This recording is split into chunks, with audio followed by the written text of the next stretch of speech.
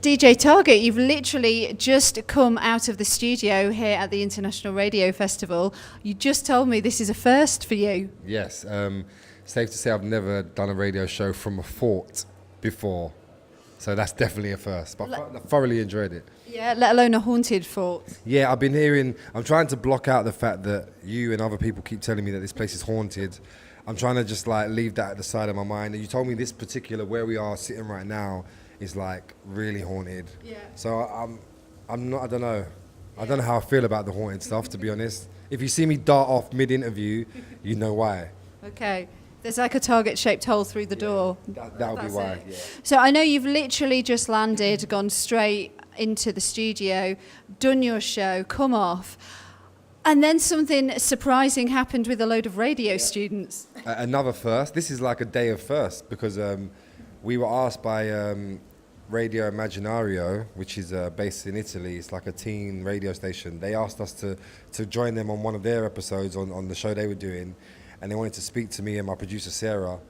But not only that, they were cooking pasta live on air and teaching people how to like authentically cook Italian pasta live on air, which I must say, actually, I've just had a plate of it and ate the whole thing. So I've got to big them up. That is definitely a first. I've never eaten pasta that's been made literally while we were standing live on air. Yeah, radio and cooking, it's like usually quite visual. But You'd think so, but I feel like the audio experience was good as well. They were very descriptive. They were letting everyone know exactly what was going on. The taste test went well. So yeah, I have no complaints at all. I really enjoyed it. yeah.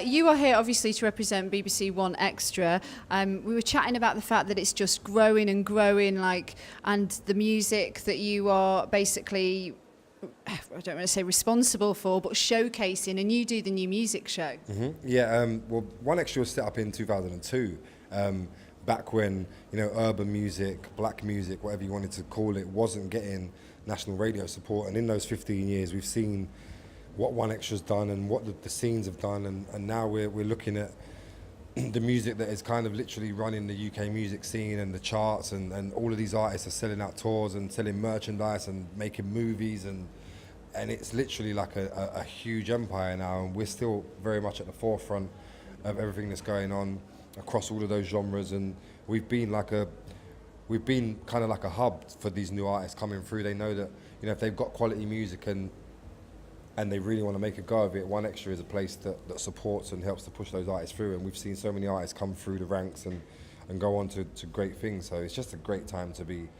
playing the type of music and the stuff that we champion at One Extra. Because you play in the clubs as well as obviously on the radio. What came first, being a radio presenter or being a DJ?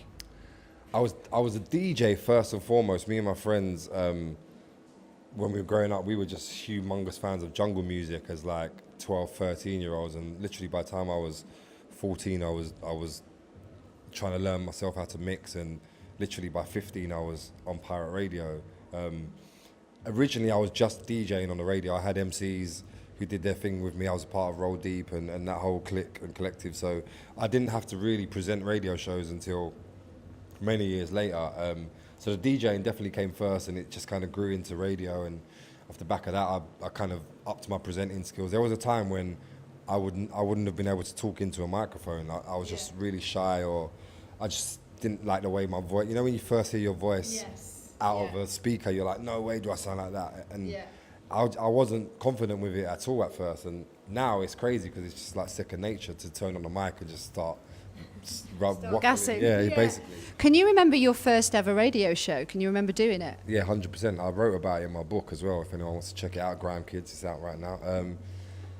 It was a pirate radio set. We had been asked to do a demo tape by this local radio station that was based not too far from where we grew up in East London. And I remember recording this demo tape, handing it in to Wiley, who was going to hand it into the radio bosses at the time of a station called Chillin' FM. And they came back to us and like, we love the tape. We did our first show the following week, and literally it was that moment I was like, wow, this is something I really want to do, and I've been doing it pretty much ever since. But always remember those early radio sets. And some of the conditions, and it's very different from where I do my radio from now, we're talking like tower blocks in like grimy East London council estates. It's been a long journey, but those early sets were some of my favourite memories. Yeah.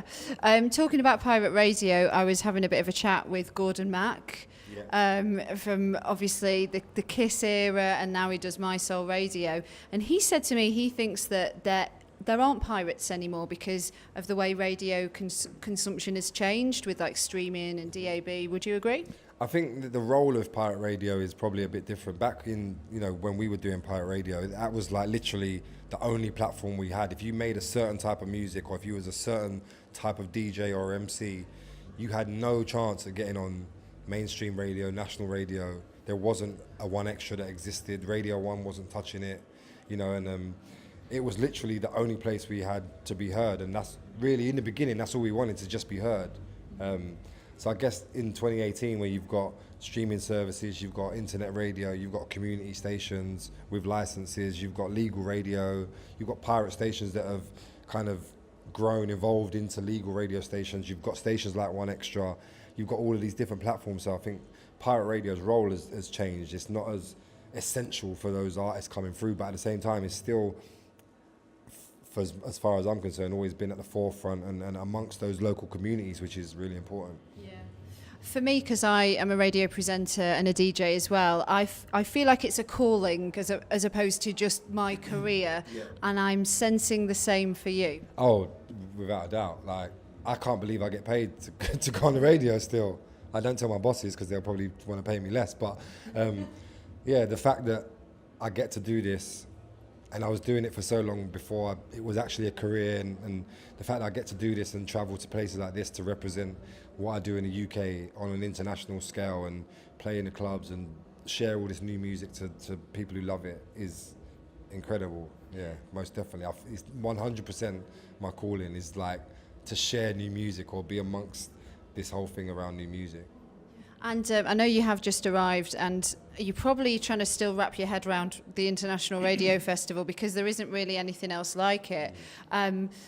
You will get to mingle now and like meet up with other stations and stuff, but how has your experience been so far from the little bit that you've seen? The question is, are those other stations going to be cooking me pasta live on air? That's the thing.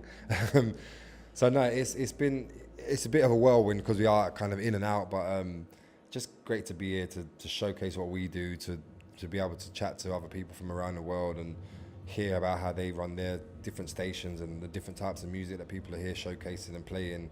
I just love all this networking and as much as sharing what we do, finding out about what other people do. So I'll be doing a bit of that after this.